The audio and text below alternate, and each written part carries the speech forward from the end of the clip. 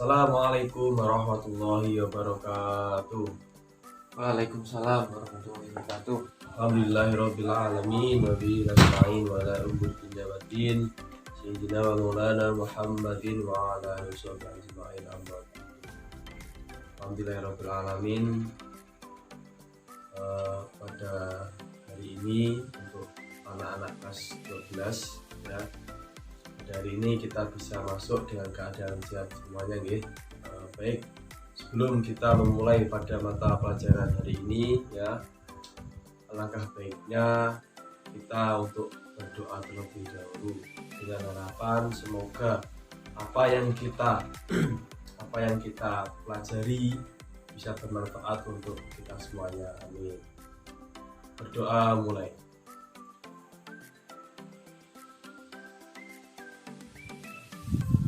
Baik, sebelum memulai pelajaran, Bapak absen terlebih dahulu ya.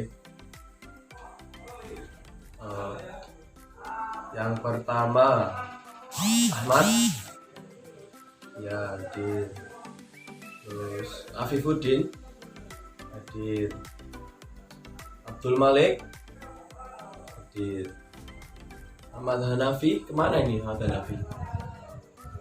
Oh sakit apa ya? Nah ya sudah, kita doakan semoga cepat sembuh ya. Nanti yang nggak masuk hari ini ada ya Mas Hanafi saja ya. Ya terima kasih, kita doakan. Baik, anak-anak semuanya silahkan bukunya dikeluarkan terlebih dahulu dan alat tulisnya.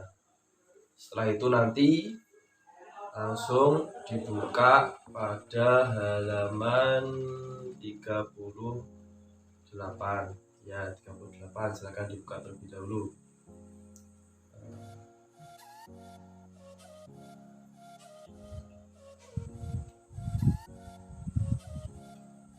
Sudah semuanya?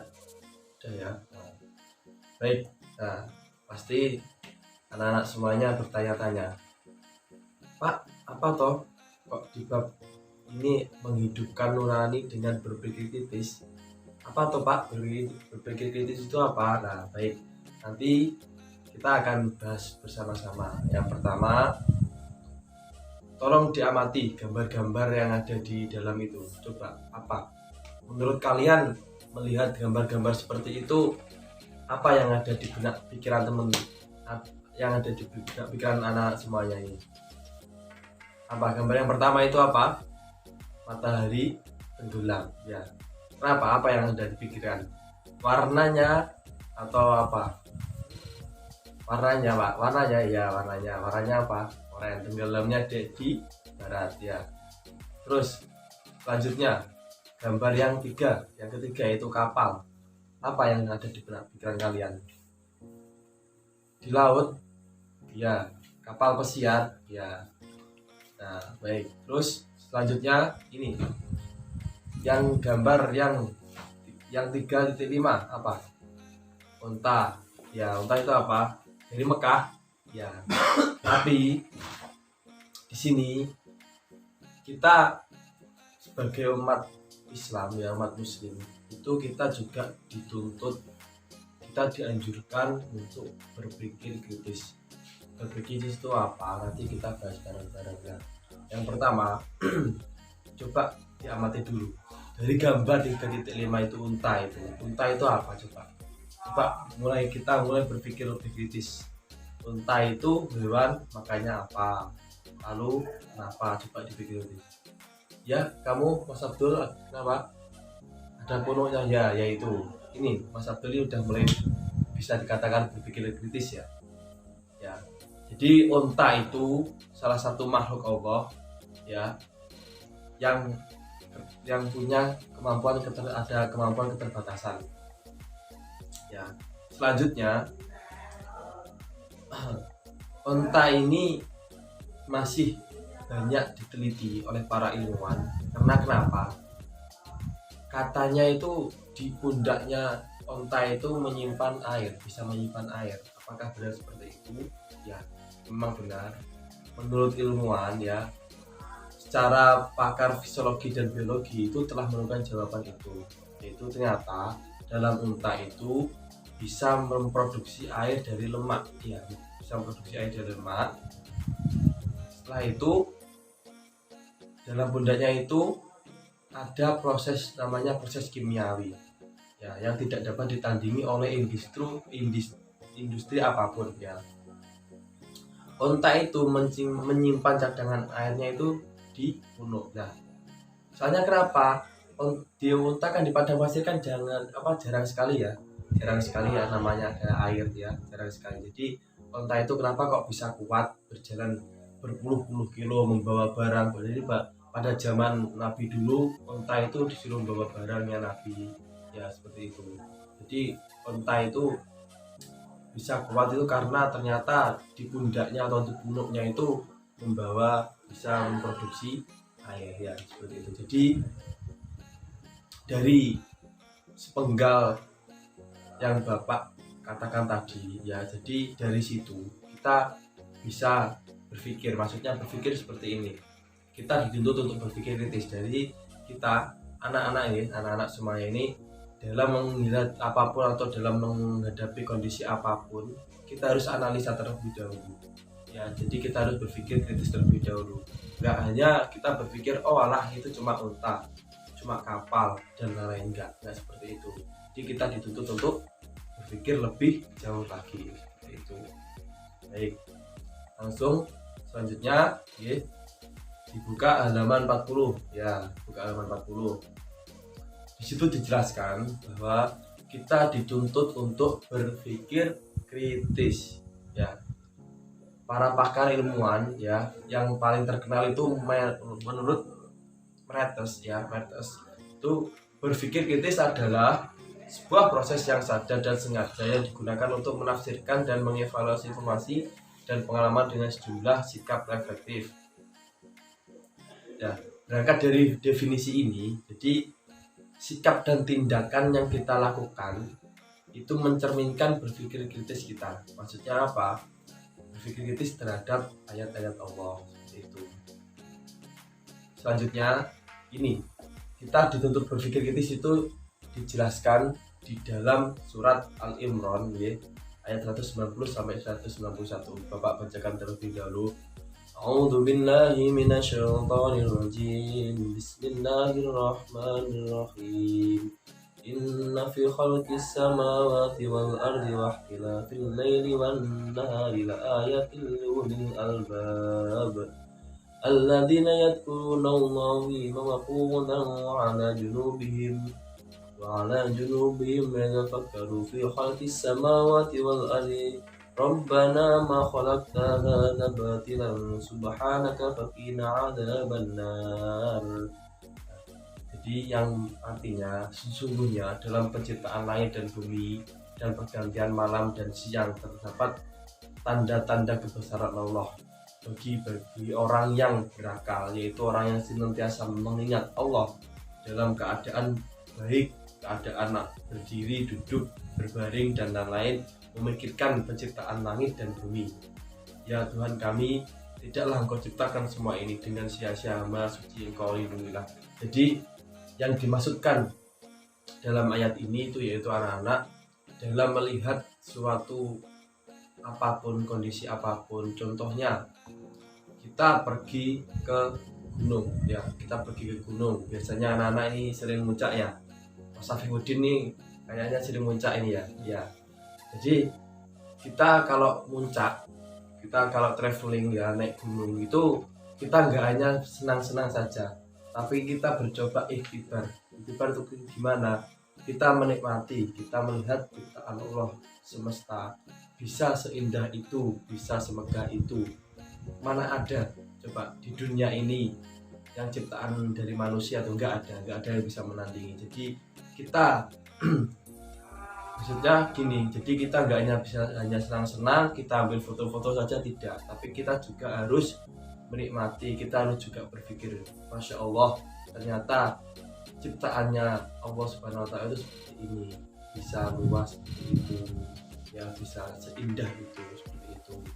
Contohnya lagi, kita pergi ke laut, ke pantai, kita juga harus bisa berpikir, Masya Allah, kok bisa ya Allah menciptakan semuanya ini seperti ini ya, bisa air laut kok bisa warnanya biru, terus bisa rasanya asin, terus di dalamnya ada berbagai berpuluh-puluhan ribu ikan lalu bisa hidup semuanya di situ.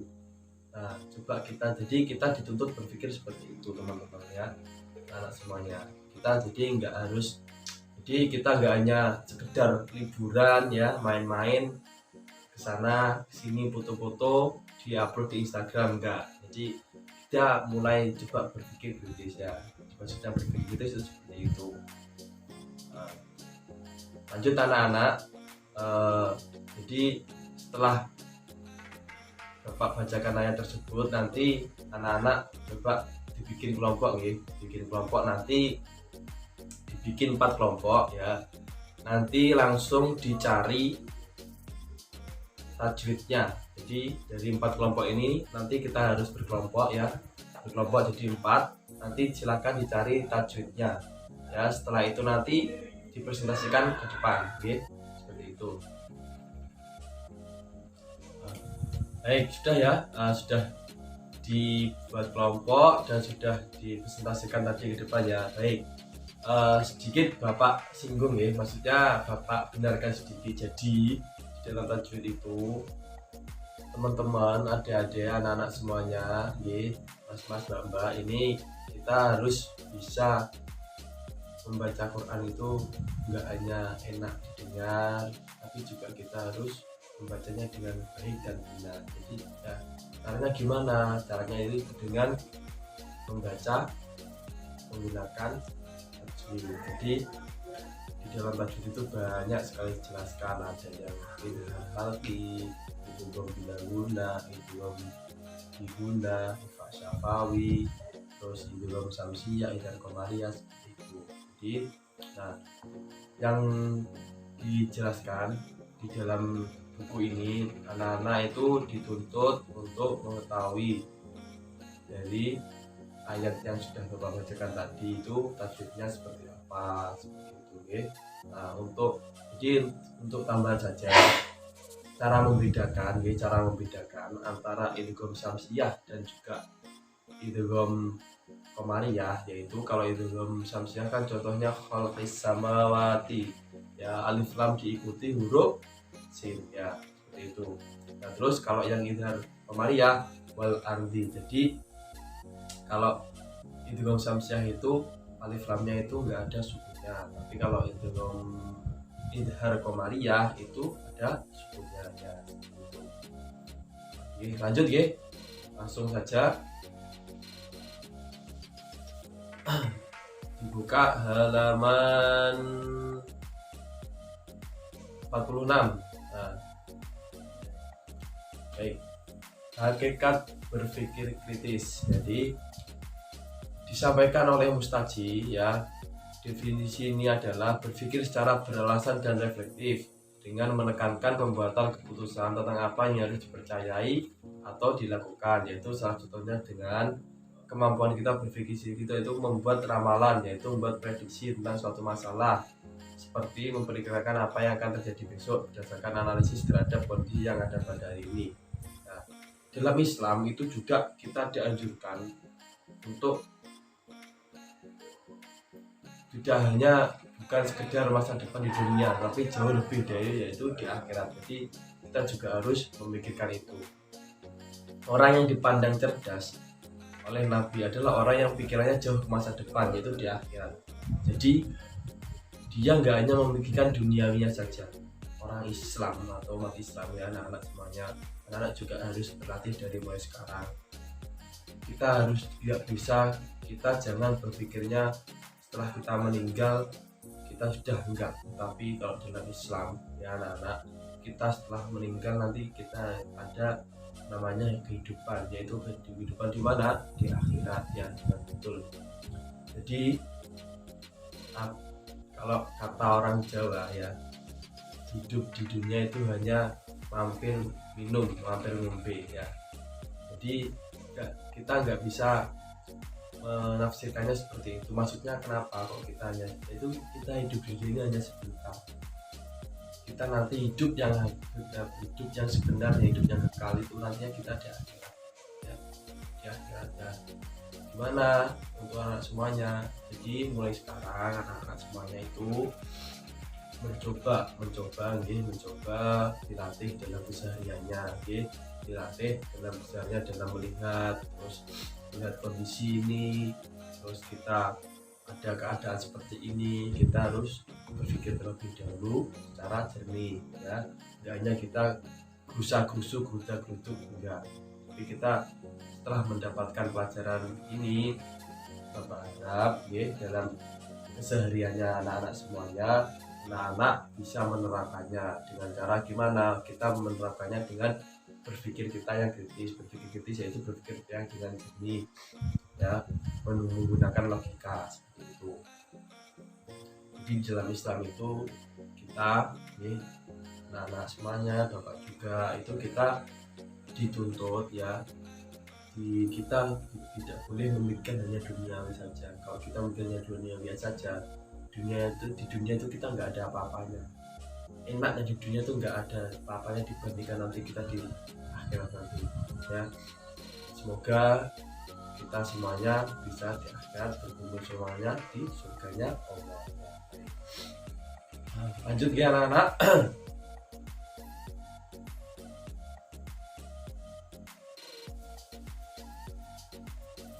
Selanjutnya yaitu manfaat berpikir kritis.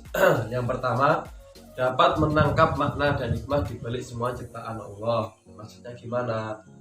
Maksudnya yaitu contohnya dari makhluk hidup, seperti kalau contohnya apa namanya itu cicak ya, cicak kalau sudah ada musuhnya itu dia pasti memotong ekornya, atau namanya mimikri. Kenapa? Soalnya agar larinya lebih cepat. Terus juga kenapa kok unta tadi kenapa kok dibikin punuknya itu bisa menghasilkan air ya, karena unta hidupnya di Mekah ya, di Arab, dan Arab itu sedikit sekali airnya, maksudnya jarang ya, negara padang pasir ya. Jadi kita berpikirnya seperti itu. Masya Allah, ternyata Allah itu menciptakan hewan, menciptakan makhluk ya, makhluk hidupnya itu nggak hanya sekedar diciptakan, tapi banyak sekali manfaatnya kalau kita berpikir lebih kritis lagi. Contohnya lagi tumbuh-tumbuhan. Jadi kalau anak-anak bisa melihat ya, sebenarnya di lingkungan kita sendiri itu kita juga sudah dikelilingi dengan namanya obat kalau tumbuh-tumbuhan itu ya, seperti apa, daun kates, daun ketela dan lain-lain, itu bisa menjadi obat untuk kita ya. Itu selanjutnya, dapat mengoptimalkan pemanfaat alam untuk kepentingan umat manusia. Maksudnya gimana? Sumber daya yang ada di bumi ini itu kita nggak boleh berpikiran ini punya saya, ini punya enggak, semuanya kembali kepada Allah ya, betul sekali. Maksudnya gimana? Jadi contohnya kalau anak-anak pulang ya, kalau anak-anak ini Mas Hafiquddin ini ya, yang rumahnya Pacitan, biasanya kalau pulang kan ke sawah ya, lah itu kan biasanya apa namanya, mengairi ya, apa kalau di Jawa itu menggesel ya lah, itu kan kita mengambilnya dari mana sumbernya itu. Kalau bisa itu kita jangan hanya kalau tetangga kita contohnya kotaan sawah kita sebelah membutuhkan, ya udah kita bantu, dan itu pun kita nggak boleh menariknya atau ini sumbernya di kotak saya, kamu harus bayar ke saya, tidak seperti itu, jangan seperti itu. Semuanya ini kita manfaatkan untuk kepentingan umat muslim atau umat manusia. Lanjut, dapat mengambil inspirasi dari semua ciptaan Allah dalam mengembangkan iptek. Selanjutnya, menemukan jawaban dari misteri penciptaan alam lalu penelitian. Nah, contohnya seperti tadi. Jadi dalam contohnya kalau di tumbuhan, itu ada namanya fotosintesis ya. Nah, di situ jadi kita di umat manusia ya, itu kita harus diteliti. Kenapa toh ini? Pohon ini kalau nggak kena matahari kok mati ya? Kenapa ya? Nah, itu kita teliti. Itu, nah, setelah teliti kita akan tahu, oh ternyata di dalam pohon itu ada proses yang namanya seperti ini. Gitu, nah. Setelah itu kita kembalikan lagi, masya Allah, ternyata Allah itu menciptakan tumbuhan ini tuh seperti ini ribetnya, seperti ini canggihnya dan lain-lain. Itu. Selanjutnya yaitu semakin termotivasi untuk menjadi orang yang visioner, semakin bersemangat dalam mengumpulkan bekal untuk kehidupan di akhirat dengan meningkatkan amal soleh dan menekankan atau meninggalkan kemaksiatan. Nah, jadi untuk anak-anak semuanya, apalagi ini anak-anak kan masih jiwa-jiwa muda ya, masih jiwa-jiwa muda itu, kalau bapak dulu juga pernah muda, jadi jiwa-jiwanya masih dunia main ya, butuhnya cuma main, uang habis minta orang tua, butuhnya cuma main kesana kesini. Nah seperti itu. Tapi jangan, anak-anak semuanya ini ya, kelas bapak ini, bapak harap dengan kita mempelajari pelajaran pada hari ini, anak-anak bisa lebih berpikir lebih kritis lagi. Apa toh saya kok kalau hidup di dunia ini, saya ini apa, sampai kapan? Kalau saya udah mati terus nggak mau, nantinya gimana? Saya hidup ini untuk apa ya? Jadi kita hidup di dunia ini, kita harus bisa menjadi orang yang baik, orang yang soleh. Kalau anak-anak yang putih harus menjadi anak-anak yang solehah, nurut kepada orang tua, baik pada orang lain, menolong antar sesama. Nah, juga terutama yang paling penting yaitu untuk mengenai ibadahnya. Oke, seperti itu. Jadi bapak harap di pertemuan kali ini anak-anak bisa mengambil manfaatnya lebih dan bisa menerapkannya di kehidupan sehari-hari. Itu nggih. Nah, baik anak-anak, tolong dibuka halaman 52 nggih. Nah, 52 nanti itu ada soal, nanti tolong dikerjakan di rumah ya, ini untuk PR. Nanti minggu depan dikumpulkan. Jadi sebelum bapak masuk ya seperti ini, nanti sudah dikumpulkan di meja bapak di atas ini. Nanti kita koreksi bersama-sama. Oke. Mungkin cukup itu ya untuk anak-anak semuanya. Sekali lagi kita harus berpikir lebih kritis ya. Kita harus berpikir dengan logika, kita harus berpikir dengan jernih, nggak boleh gusar-gusur ya. Semoga apa yang kita pelajari hari ini dapat bermanfaat untuk kita semuanya, dan semoga apa yang kita harapkan ya, apa yang kita cita-citakan, anak-anak citakan semuanya bisa terkabulkan. Mungkin cukup itu nggih anak-anak. Cukup sekian dari bapak, apabila kurang lebihnya mohon maaf. Sebelum kita mengakhiri pelajaran hari ini, alangkah lebih baiknya kita berdoa terlebih dahulu. Baca doa Fathul Majlis bersama-sama. Bismillahirrahmanirrahim. Subhanakallahumma wa bihamdik, asyhadu an la ilaha illa anta, astaghfiruka wa atubu ilaik. Ihdinas siratal mustaqim. Assalamualaikum warahmatullahi wabarakatuh. Waalaikumsalam warahmatullahi wabarakatuh.